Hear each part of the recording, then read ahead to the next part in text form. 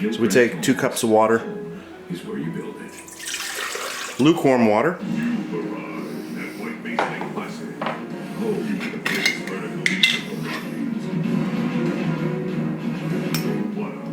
I'm going to add a couple of these in there. What makes a happy morning? Delightfully delicious. And then I'm going to add in a few teaspoons of sugar.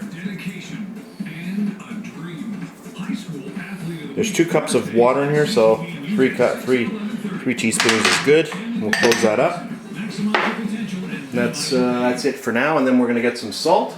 Day 2 of the big Lululemon warehouse sale. I'm just going to get some salt. This is the only warehouse sale cancelled this year. Boston has becoming from and highways and Scotia. The sale continues tomorrow. Doors About that. are open at 7 a.m. For the sale itself, we have to wait for money. That's it, and then we're going to start putting in the flour. All right, let's add in some flour. Before contact with a patient, before preparing IV fluids, before touching a urine There's drainage one. system, during regular nursing, after removing gloves, after 2. contact with a patient, Then we'll do and 3 cups for now. contact with vomit. The 2 that do not require hand washing are And we're gonna get it started in the machine now. and regular nursing. Only 21% got all answers correct. 67% identified the 5 conditions in which hand washing is needed, meaning a third missed at least one. Before preparing an IV and after removing gloves, the most common cases missed. However, the study only looked at 85 student doctors, and the German training I'm gonna may take the dough hook, reflect other countries' pop practice. that on there. And finally, if you want to adopt healthy habits, find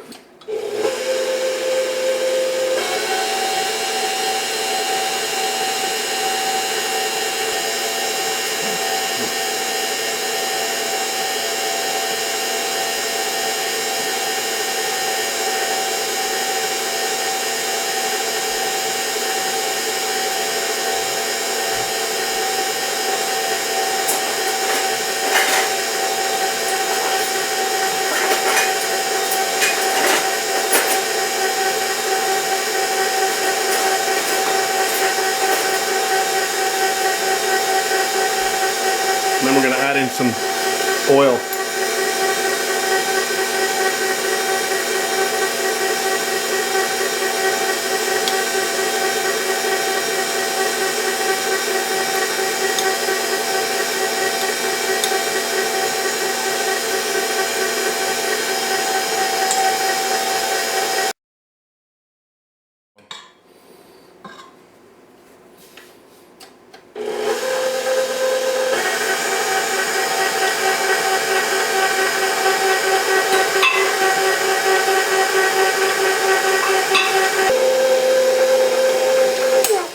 I'm going to put another one in.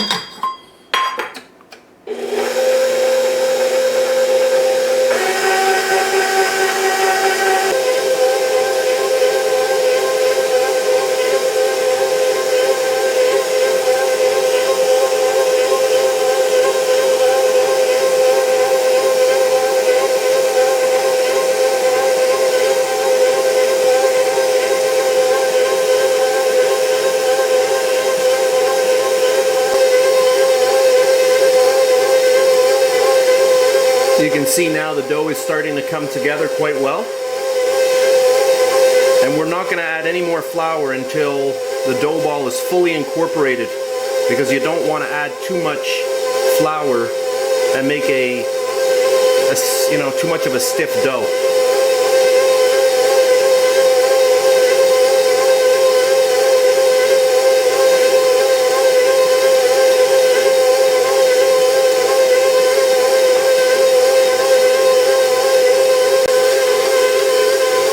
And about a minute later, now you can see that the dough, it's asking for more flour, because it's all of a sudden it's just come apart again. So we need to add a little bit more flour to get it into a ball again.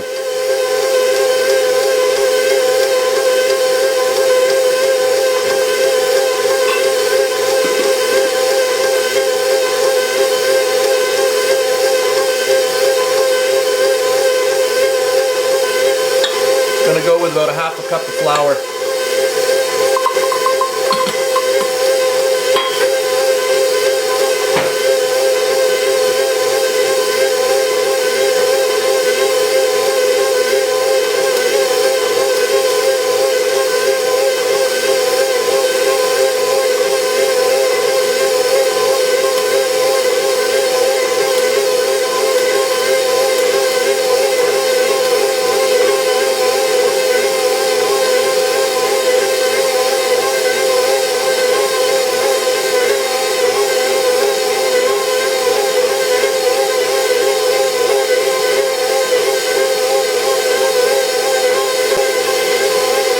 about a minute and a half later, we can see it's starting to become a ball again.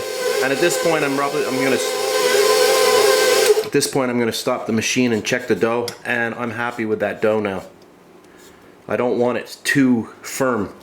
That's good like that. And now what I'm gonna do is I'm gonna remove the dough hook. I'll put it on the table and I'll just roll it out a little bit by hand, just knead it, and then I'll just pop it back in here for a little while just for it to rise a little bit.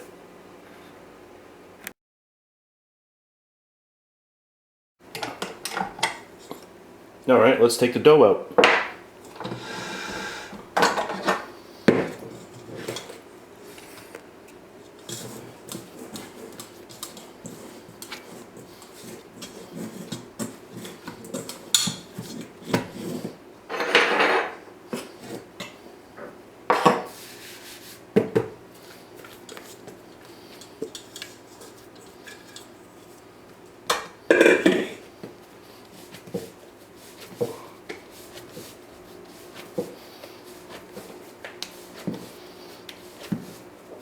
And what I'm going to do now is I'm going to separate it into a few dough balls so that it's easier to use when we're actually making pizza.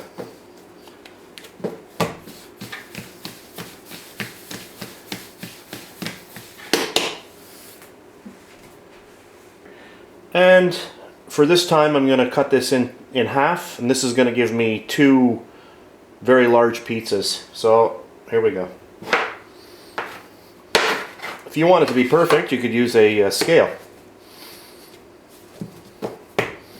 But for tonight, I am just going to do it like this.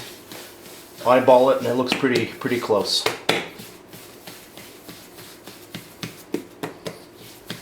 And there we go. What you want to do is, if you're going to use one of these food containers, just give it a little bit of spray with any cooking spray, just so that it doesn't stick, and then take the dough and pop it in there. Spray the top with cooking spray, and you can close it up, and you can actually put this in the freezer and you can leave it there for a long time. And when you bring it out, the yeast, you just let it come up to room temperature on its own. Do not put it in the microwave or anything like that, and it will just come back to life, and it'll be a beautiful dough. I do this all the time. So I'm just going to spray this, and then I'm going to put the cap on this one here.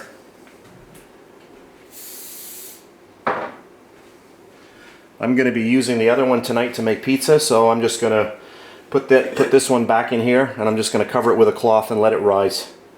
This one here, I'm going to put the cover on it. I'm going to put it in the fridge to slow down the fermentation. And then I'll leave it in the fridge about an hour, I'll leave it in the fridge for about an hour, and then I'll put it into the freezer. And there you go. These are good containers. These are Rubbermaid take-alongs. Got those over at Walmart, and they're really good containers. There you go.